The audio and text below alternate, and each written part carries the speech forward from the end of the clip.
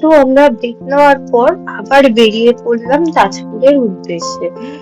তো সত্যি কথা, বাইক রাইডে একটা আলাদাই মজা আছে। তোমরা দুজন মিলেই যাও বা গ্রুপেই যাও, তার মজাটাই একটু আলাদা। তো আমরা তো খুবই এনজয় করছি। বাইকে একটু প্রবলেম হয় এতদূর যাওয়া, কিন্তু সত্যি কথা খুবই মজা হচ্ছে। নন্দকুমারের পর আমরা সেরকম বৃষ্টি পাইনি, কিন্তু সত্যি কথা এই বৃষ্টির ওয়েদারেও একটা জার্নি করার মজাটাই আলাদা। তো আমরা তাজপুরে কোন হোটেলে থাকছি তার ডিটেলস তোমরা যদি কমেন্টস করো আমরা দিয়ে দেবো। এরপর তোমরা রুম টুরটা দেখো কেমন হলো। এটা হলো আমাদের রুম। এখানে সোফা, দেন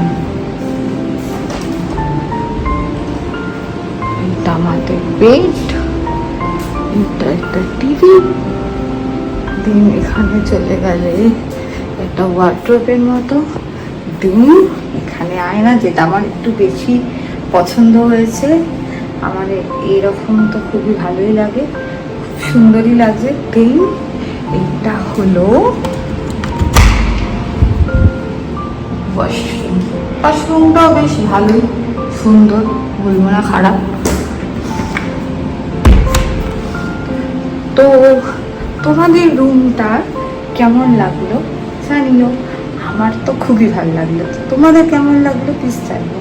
তো চলো, রুম ট্যুর হয়ে গেল।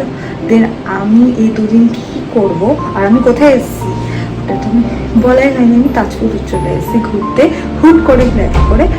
তো এরপর আমি ফ্রেশ হয়ে নিলাম, এই ড্রেসটা পরেছিলাম। আমরা এবার বেরাচ্ছি তাজপুরে সাইট এর জন্য। তো সেখানে যাচ্ছি। আমার হাজবেন্ড এখানে আগেও এসে, তো বলছে যে চলো, ওদের চেনাশোনা একটা জায়গা আছে যেখানে ওরা বসে খাওয়া দাওয়া করে বা ওখানকার মানে সমুদ্র সামনাসামনি দেখা যাবে। তাই আমরা পৌঁছে গেছি এবং ওখানে গিয়ে আমি তো ফার্স্ট কাঁকড়াই খেয়েছি। আমার তো খুবই ভালো লাগে কাঁকড়া খেতে। এবং ওখানকার জায়গাটাই তোমরা দেখো, মানে প্রথমে এখানে এতটাই জল ছিল নামা যাচ্ছিল না, কিন্তু পরে আমরা নামতেও পেরেছিলাম। সেটা তোমরা আস্তে আস্তে দেখতেই পারবে। আর ব্লগটা দেখতে থাকো, তোমাদের কেমন লাগছে।